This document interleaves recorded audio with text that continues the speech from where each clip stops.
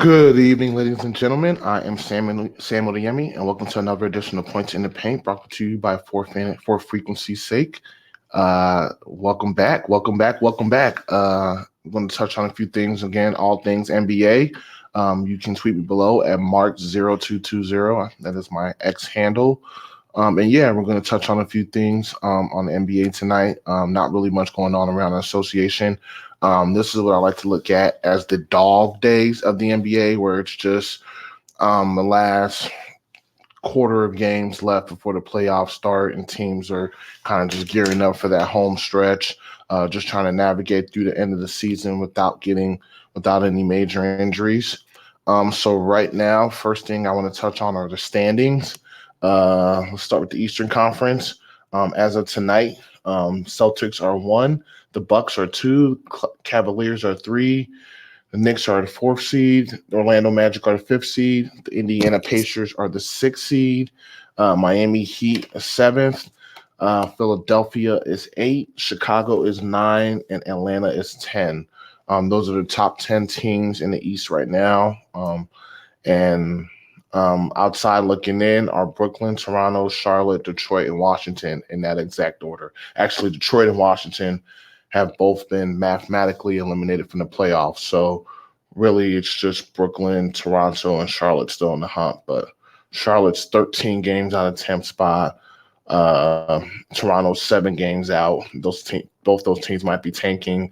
Brooklyn is 3.5 games out of 10th. So maybe Brooklyn, Atlanta, never know. All right. The Western Conference. OKC is number one. Denver is number two. Minnesota is number three. The Clippers are number four. Pelicans are number five. Sacramento is number six. Dallas is number seven. Phoenix is number eight. The Golden State Warriors are nine. And the Lakers are 10th. On the outside looking in are Houston, Utah, and Memphis. Portland and San Antonio have both been mathematically eliminated from the playoffs, so they don't count. Memphis is 13 games out of 10 spots, so they're probably just going to tank. There's really no reason for Memphis to play for a spot this year. Just take the high draft pick you'll get this year, and John Morant comes back next year with Jaren Jackson and Bane, and kind of just reload from there. Utah's tanking as well. Houston might be able to catch the Lakers. They're 3.5 games out, so we'll see. But I want to jump back to the Eastern Conference and kind of just look at where things are at now. Celtics are just running away with the Eastern Conference. And the closest team, Milwaukee, is 9.5 games back.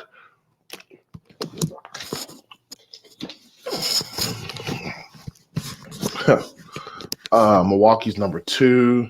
The Cleveland's on their tail at number three. Milwaukee's had their issues defensively, so we'll see. I think if you're Milwaukee, you kind of don't want to be two because you would be playing Miami in the first round. If Miami, everything, if Miami didn't do the play-in tournament and they still kept the 7th seed, and Miami's beaten you guys in the playoffs 2 times in the last 3 or 4 years. So if you're Milwaukee, maybe you want to avoid Miami in the first round. So maybe you do want to be the 3 seed where you would play Indiana in the first round. It's just me. Cleveland's 3. So Cleveland will play Indiana in the first round. That's good for Cleveland because then they would play the winner of Milwaukee and Miami in the second round. 4-5, the Knicks, Orlando. That'd be an interesting series too because the Knicks they have some injured players like Julius Randle, just not coming back from injury. And Orlando is a young team, they don't know any better, so that could be an interesting 4 or 5 matchup. Let's see, 1-8.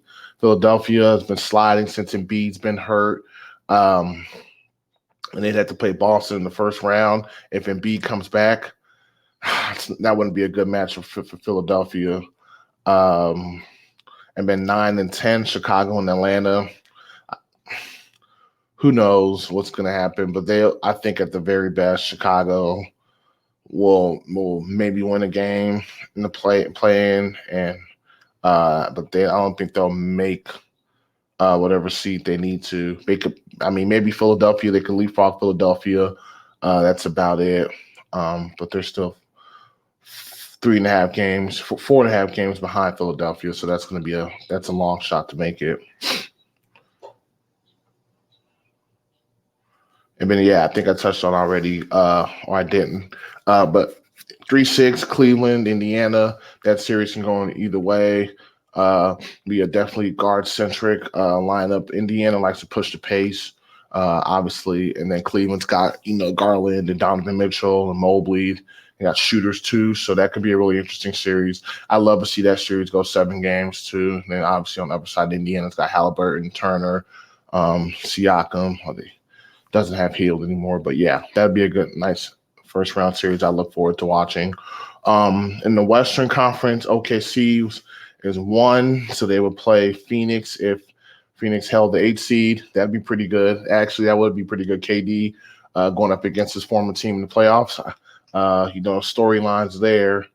I don't really think the Lakers or the Warriors are really a threat. I mean, the 1-game series, never say never, but I just don't trust the Lakers in the playoffs. I think LeBron's going to run out of gas during the playoffs, and the Lakers are going to and then they're just not going to be very good, especially if you're relying on AD to carry you through 16 games in the playoffs. The Lakers aren't going anywhere. Warriors, I don't think the Warriors are going to go anywhere either, even with Steph and Clay playing better as of late. I don't think it's enough. I still think they need some more pieces. So this might be the end of their dynasty, but I don't think the Warriors have enough to make a deep postseason run. So that's why I kind of want to see Phoenix and Dallas hold on to the 7th and 8th seeds respectively. Denver's a 2 seed, so Denver will play Dallas in the first round. That'd be a really good series too. Kyrie and Luka versus Jokic and Murray, battle of dynamic duos. That would be a really good series to watch too, especially too because it would come down a lot to the other guys. Aaron Gordon, Michael Porter Jr., KCP for Denver, Tim Hardaway Jr., PJ Washington, Derek Lively for Dallas, and Derek Jones Jr. That'd be a good series too if that ended up happening. Minnesota versus Sacramento, that would be a good series too. And I guess both those teams kind of have a little rivalry brewing. I think some words were exchanged, and they both were saying how they both have neither won a playoff series. So there'd be a lot of chirping in that series. But I know Minnesota's got some injuries of Karl Anthony Towns and Rudy Gobert. So hopefully they can make it to the playoffs healthy. And the Clippers are the 4th seed and the Pelicans are the 5th seed. That would definitely be a great first round series to watch. Because I could see Phoenix beating OKC in the first round, and I could see the Clippers beating the Pelicans in the first round, and then they would meet up in the second round, the Clippers and Suns, and I want to see that series with Booker and Paul George. That'd be a Russ and KD, Harden, KD, so many nice matchups in that series. So that's how the standings look for now. So we'll see. We'll touch base on them, and obviously we'll just kind of go. So there's probably about Boston's played 67 games, 15 games, less than 20 games left in the NBA regular season. So, yeah. All right. Notable injuries. Since my last posting on this, Washington Wizards rookie, see pronounce his name, Bilal Coulibaly. He's their rookie first round pick this year. He's out for the season. I want to say it's his wrist. The team is just being overly optimistic. I think he's a nice prospect for them. 6'8" swingman, very young too, and turned 20 until this July. So he's a nice young prospect. And like I said, the organization literally said we're just being cautious, and Washington's not playing for nothing. So you might as well sit him and just have him come back next season.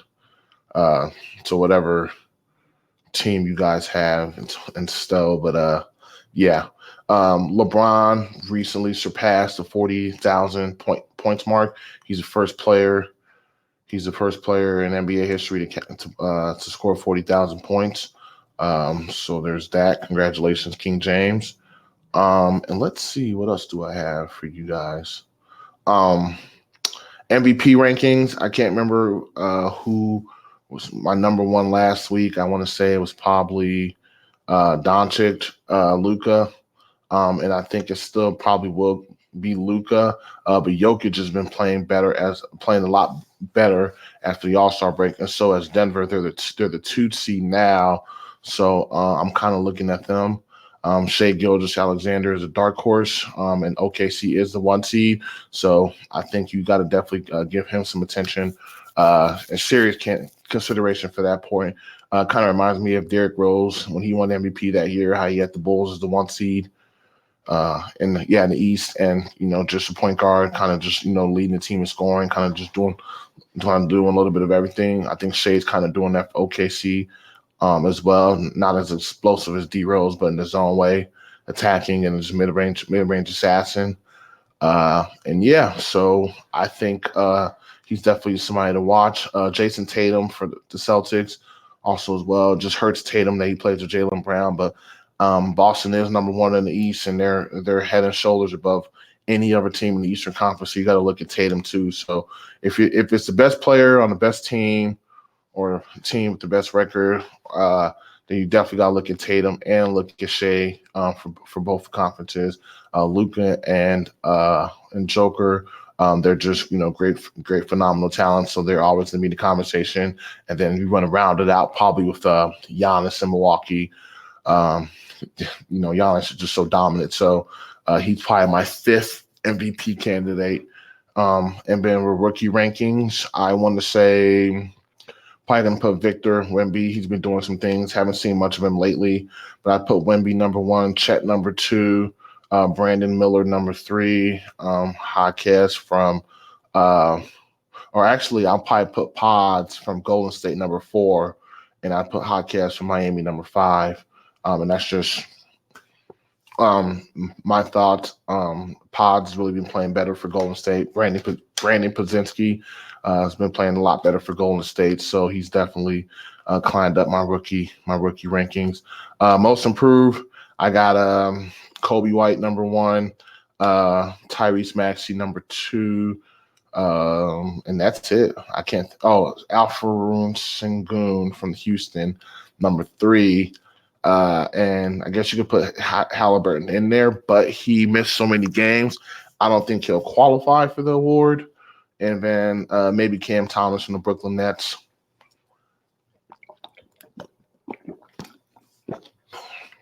Those are my only other people who I would put there. And yeah, let's see. Let's give you guys an update on some games, some going on right now. Cavaliers and Pacers. Cavaliers are up 82-75, and that could be a first round matchup, I think, if I'm correct. Yeah, 3 versus 6. So that's something to kind of keep in mind. Celtics are up on the Pistons 59-46. The Pistons should just tank. There's nothing to play for. I mean, play your young guys and just see what you have. Heat and Sixers are in a close one. Halftime, my Philadelphia's up 51-49. Bulls and Trailblazers. Bulls were up 34-27 in the second quarter. Started the second. And then the Timberwolves play the Jazz tonight. And the Knicks play the Warriors. That'll be a good one. What's on ESPN? I might go check that out after this. Grizzlies play the Kings.